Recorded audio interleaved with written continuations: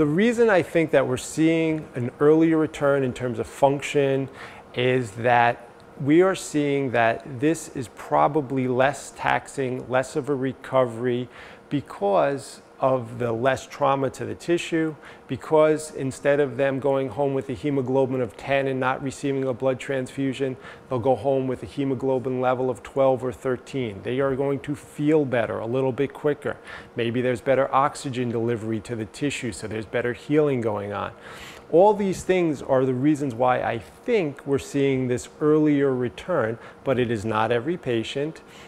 It is, though, however, a significant improvement over what we were seeing in terms of time. The other advantages to robotics: most elderly men that are undergoing prostate cancer surgery do not have a lot of vanity. They don't care if they have an incision from their belly button to their pubic bone or if they have a series of keyhole incisions. So the cosmetics is not a huge issue.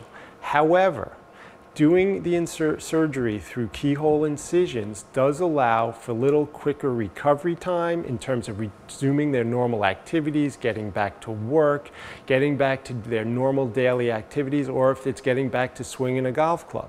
The catheter, which is not a huge reason to decide to have your surgery one way or the other, but is certainly a nuisance and patients are anxious to have it removed, comes out sooner when we do it in a robotic fashion than when we do it in an open surgery.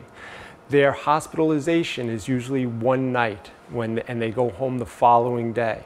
So there are things where we see advantages. We can do everything we need to do in terms of the cancer operation, in terms of a lymph node dissection, but we're seeing little quicker recovery times, and we're seeing certain things that are improving at a sooner rate than otherwise would be done.